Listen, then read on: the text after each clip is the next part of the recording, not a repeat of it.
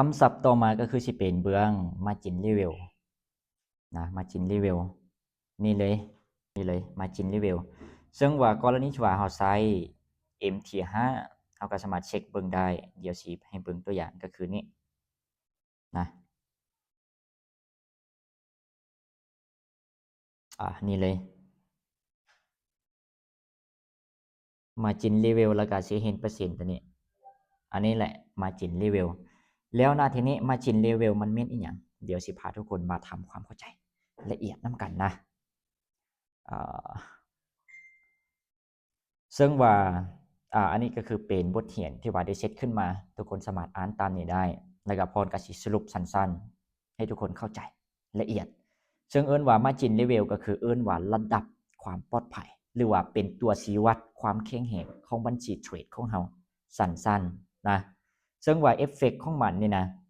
กรณีที่ว่าตัวเลขmargin level นี่สูงเอฟเฟกต์บ่แน่ใจว่าเขียนถูกบ่ซึ่งกรณีที่ว่าตัวเลขสูงแสดงว่าบัญชีของเฮานี่นะปลอดภั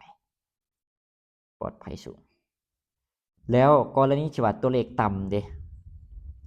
แสดงว่าบัญชีของเฮาก็บ่ปลอดภัย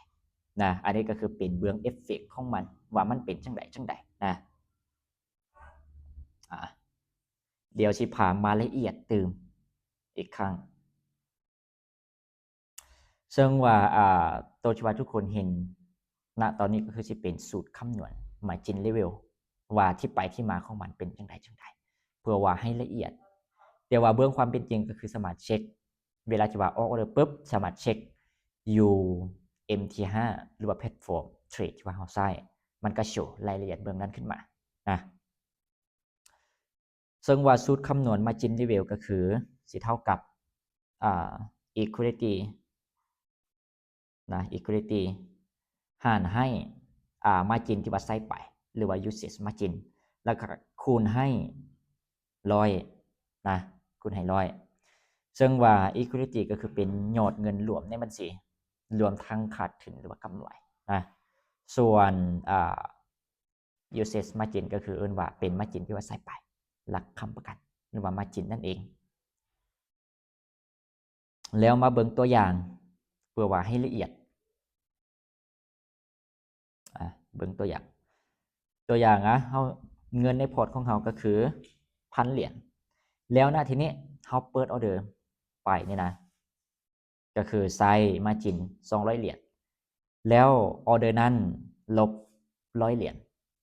ซึ่งว่า equity ก็คือสิยังเหลือ900แล้วณทีนี้เฮาก็เอามาแทนเลยเพื่อว่าให้เห็นที่ไปที่มาของมันซึ่งว่าสิเท่ากับequity หารให้margin ที่ว่าใส่ไปแล้วก็คูณ100ซึ่งว่าสิเท่ากับนี่เลย900หารให้200คูณให้100ซึ่งว่าแสดงว่าสิได้ margin level ก็คือ 450% นะอันนี้ก็คือตัวอย่างให้ละเอียดว่าที่ไปที่มามันเป็นจังไดนะกรณีที่ว่าเปอร์เซ็นต์ที่ว่า margin level หรือว่าเปอร์เซ็นต์สูงจังซี่นี่นะแสดงว่าบัญชีของเฮาก็ปลอดภัยนั่นเองนะหวังว่าทุกคนสิละเอียดคำศัพท์สุดท้ายในมื้อนี้ก็คือ margin call นั่นเองซึ่งว่าสิพาทุกคนมาทำความเข้าใจว่า margin call มันแม่นอีหยังเดี๋ยวไปเบิ่งกันซึ่งว่าเอิ้นว่า margin call ก็คือเอิ้นว่าเป็นสัญญาณเตือนจากโบรกเกอร์นะว่าแจ้งว่าบัญชีของเฮานี่นะมีฟรีมาร์จินต่ำเกินไปจนบ่เพียงพอจะรองรับการขาดทุนที่เกิดขึ้นในออเดอร์ที่ว่าเปิดอยู่อันนี้ก็คือเอิ้นว่าเป็นเบื้อง margin call ง่ายๆก็คือกรณีที่ว่าฟรีมาร์จินหรือว่าเงินคงเหลือในบัญชีของเฮานี่นะมันต่ำเกินไปมันก็สิโบรกก็สิแจ้งให้เฮาฮู้ว่าเฮานี่นะว่าหลักค้ำประกันหรือว่าฟรีมาร์จินนี่นะมันต่ำแล้วเด้อกรณีที่ว่าเฮาบ่ฝากเงินเข้ามันก็อาจสิกรณีที่ว่ากราฟเนี่ยมันไปผิดทางอีก มันก็สิทำการปิดออเดอร์ของเฮานะหรือว่าเขาเอิ้นว่าซับง่ายๆก็คือล้างพอร์ตนั่นเองกรณีที่ว่าเฮาบ่ฝากเงินเข้าอีกนะเพราะว่าเฮามีเงินบ่เพียงพอในการรักษาออเดอร์นั้นๆนะแล้วก็แล้วบัดนี้นี่นะเดี๋ยวสิพาทำความเข้าใจว่าเงื่อนไขที่ว่าเฮ็ดให้เกิด Margin Call นี่นะมันเป็นจังไดซึ่งว่ากรณีที่ว่ามันสิโบรกสิแจ้งให้เฮาหรือว่า Margin Call ว่าสินะก็คือ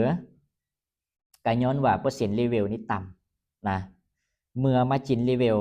ต่ำกว่าที่ว่าโบรกกำหนดโบรกก็จะแจ้งให้กับเฮาซึ่งว่าด้วยทั่วไป Margin Level หรือว่าเปอร์เซ็นต์ความปลอดภัยก็คือสิอยู่ราวๆ 100%หรือว่า 50% โบรกมันก็สิแจ้งเตือนให้เฮากรณีที่ว่าเฮาบ่ทำการเอิ้นว่าบ่ฝากเงินเข้าอีกนี่นะกรณีที่ว่าไปผิดทางอีกก็คือล้างพอร์ตนะอันนี้ก็คือคำว่า Margin หวังว่าทุกคนสิละเอียดแล้วก็ตัวนี้ก็คือสิเป็นตัวอย่างนะที่ว่าได้หยิบยกขึ้นมาเพื่อว่าให้ละเอียดอีกครั้งตัวอย่างพอร์ตของเฮานี่นะ equity ที่ยังเหลือหรือว่า equity นี่นะเท่ากับ500เหรียญแล้วmargin ที่ว่าเฮาใส่ไปก็คือ400ก็แสดงว่า margin level นี้สิเท่ากับเอิ้นว่า equity หารให้ margin ที่ว่าใส่ไปแล้วก็คูณให้กับ100ก็แสดงว่าณตอนนี้นี่นะmargin level หรือว่าเปอร์เซ็นต์ความปลอดภัยก็คือ